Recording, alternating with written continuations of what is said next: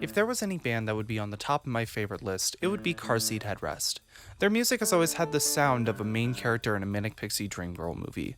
In many cases, they are the music backing all of the queer people who are not confident in themselves. But despite this, their latest album has been told by Will and his friends Andrew, Ethan, and Seth to be their first album where they felt like a full band, with Will taking a bit of a back seat in order to produce for them.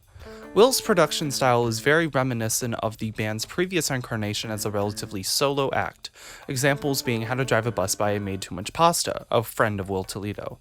Like other Car Seat albums, this one is a concept album, or rather a rock opera about a fictional school known as Parnassus School of Liberal Arts, and follows the story of several characters. The whole story follows about 4 different plots, or really 2 throughout the whole album: Chanticleer's story of faking his death, and the fall of Hyacinth.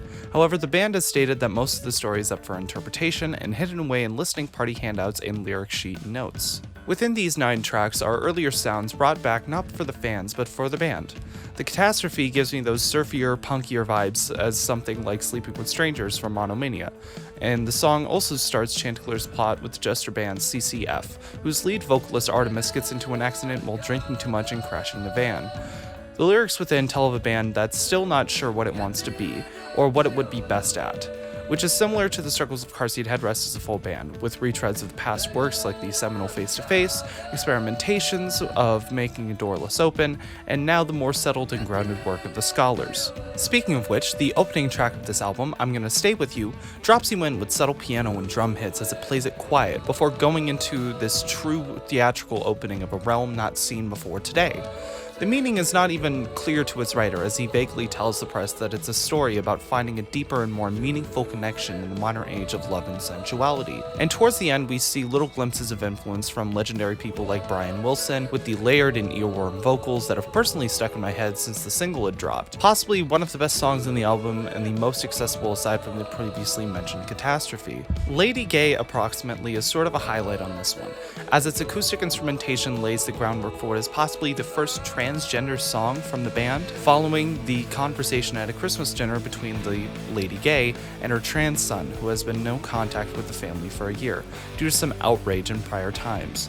Talking about his struggles with his family and his mother wanting to see him in his coat of feathers. The song is about struggles between what someone was to their family and who they want to be for the rest of their life. It's also a song about learning to accept who you are in front of your family and working with them if you can, to make them understand. Especially with the line, "Am I dead?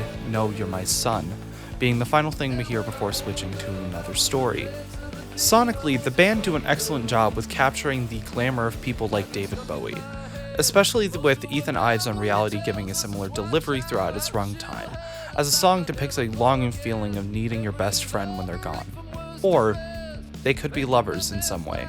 That's always the picture with the designs and plots of Kate and Car Seat combination. And it would also make more sense as lovers with the repeated line, "The earth fell under me," implying that Chanticleer was Artemis's grounding and centering person, someone you can depend on to help them through the night.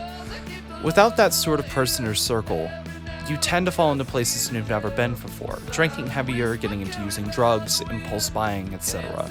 So if I may be so bold, I would like to say this song is about losing a partner and not knowing what to do without them. This is also one of the times where I've not felt an overall sense of dread looming over the band's playing. Much more of these songs sound like they were fun to record. Gethsemane especially feels like one of those tracks where you can add in all sorts of soloing and fills within during live shows, one where you can have more fun.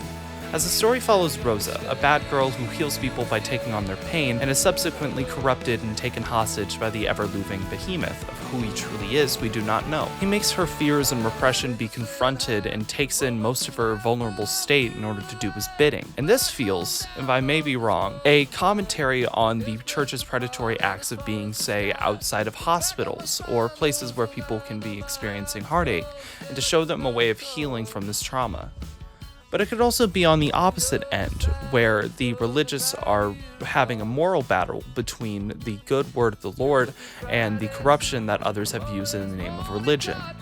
Most of it is still up to interpretation and some ideas I'm pulling from headcanons and the like, but it's just what I'm connecting in my brain. Planet Desperation, while being their longest song with 4 full movements contained with it, is my personal favorite on the album.